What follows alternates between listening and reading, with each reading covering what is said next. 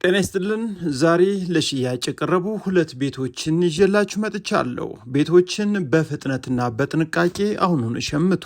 300 ካሬ ሜትር ቪላ ቤት በቅናሽ ዋጋ እንዲሁም ግራውንድ ፕላስቱ ዘመናዊ ቤት ተደራድራችሁ የምትገዙትን የቤት መረጃ ይዤላችሁ መጥቻለሁ።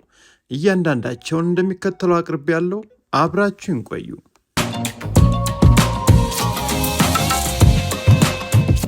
ሰላም እንደምናላችሁ ውድ ዘወትር አድማጭ ተመልካቾቻችን፣ የቦሌ ቲቪ ተከታታዮች በውጭም በአገር ውስጥም ያላችሁ ዛሬ ለሽያጭ የቀረቡ ሁለት የቤት መረጃዎችን ነው ያመጣውላችሁ። አንደኛው ይህ የምታዩት ቤት ነው።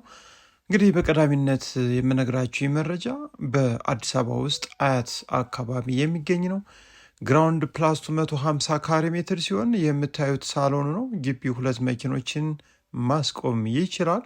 ታዲያ ይህ ቤት 150 ካሬ ሜትር ላይ ያረፈ ግራውንድ ፕላስቱ በውስጡ ደግሞ 8 መኝታ ቤቶችን ይዞ ነው ለሽያጭ የቀረበው። ታዲያ በአካባቢው ካሉ ቤቶች እንግዲህ ዋጋው ቀንሶ ስላገኘ ነው ብቻ ለእናንተ መረጃውን እዘንላችሁ ከች ብለናል። በውጭ በተለያዩ ዓለም ሀገራት ሆናችሁ ቤቶችን መግዛት የምትፈልጉ ካላችሁ ታማኝ ወኪሎቻችሁን ላኩና ይህን ቤት እናሳይላችሁ፣ ተደራድራችሁም ግዙ። ይህ የምታዩት ቤት እንግዲህ አሁን ከኋላ የምናየው የቤቱ ማብሰያ ኪችን ወይም ትራዲሽናል ኪችኑ ነው። ካቢኔት ተገጥሞለታል። የተፈጥሮ ብርሃን እንዲሁም አየር እንዲያገኝ ታስቦ ነው የተሰራው ከቤቱ በኋላ በኩል። ከዛ በተጨማሪ እንግዲህ ሳሎኑ ሰፊ ሲሆን ፊት ለፊት ኦፕን ኪችን በጥሩ ሁኔታ ጥንቅቅ ብሎ የተገጠመለት ነው።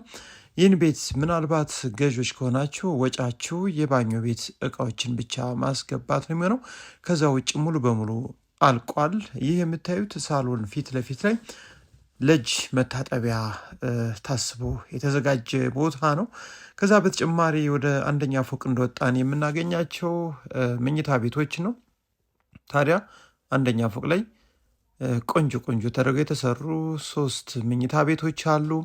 አንዱ ትልቁ መኝታ ቤት ከፊት ለፊት በሚያምር መልኩ የምታዩት ሲሆን ፊት ለፊት የምታዩት ተዘግቶ ያለው ደግሞ ሁለተኛው የልጆች መኝታ ቤት ነው። ታዲያ የትልቁ መኝታ ቤት ገብተን እያንዳንዱን ጎብኘው።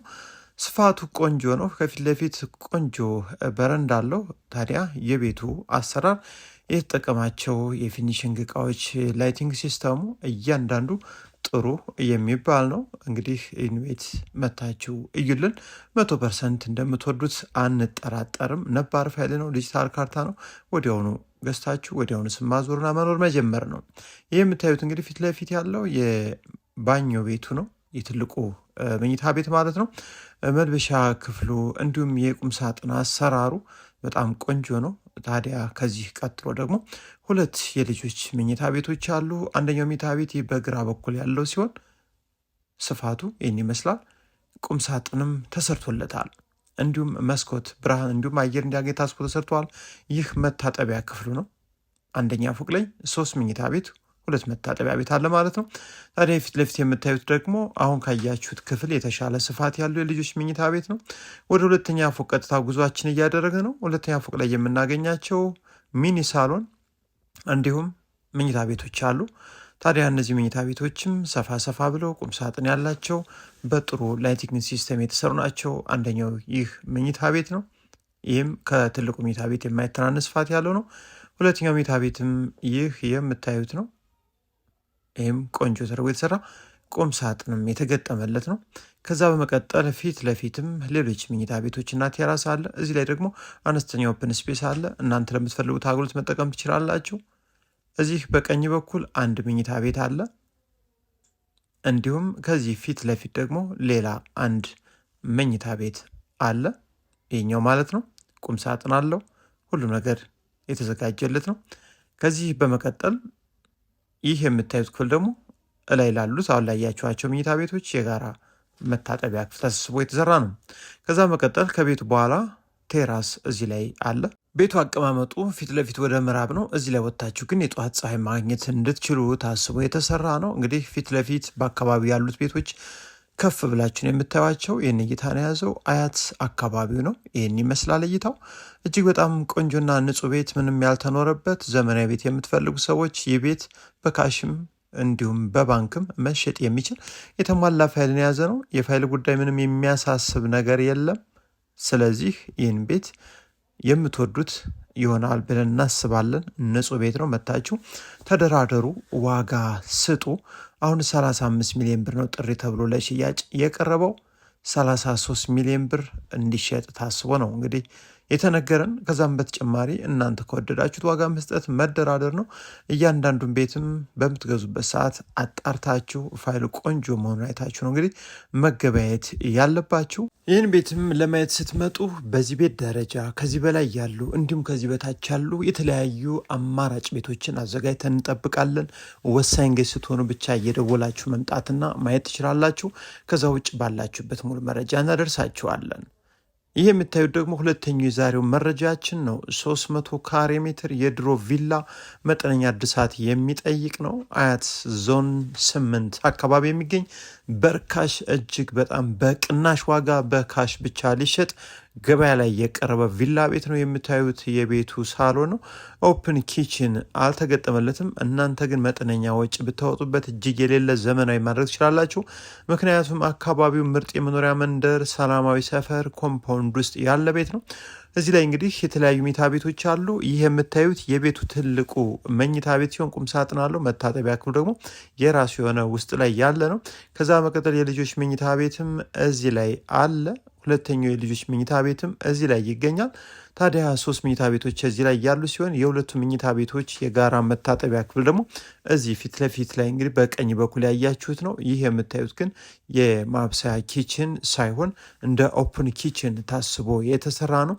ማብሰያ ኪችኑ ከዚህ በኋላ ያሉ ሰርቪሶች አሉ፣ ከነሱ ላይ ነው ማለት ነው። ታዲያ ሰርቪሶቹም ወደ 4 የሚጠጉ ክፍሎች አሉ።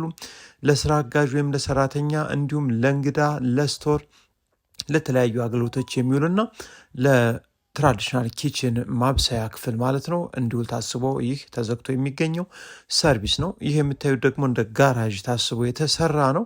በጣም ሰፊ ነው። ቢያንስ 4 መኪኖችን ያለምንም መጨናነቅ ያስቆማል። ከፈለጋችሁ ይህን ቤት 100% ፍርስ አድርጋችሁ የፈለጋችሁን የቤት አይነት መስራት ትችላላችሁ። ከዛ ውጭ ግን ከ1 እስከ 2 ሚሊዮን ብር ድረስ መጠነኛ ወጪ ብታወጡበት እጅግ በጣም ቆንጆ ቤት ማድረግ ትችላላችሁ። በርካቶች እንደዛ በማድረግ ቤቶችን ዘመናዊ አድርገው እዚህ ሰፈር ላይ ይኖራሉ።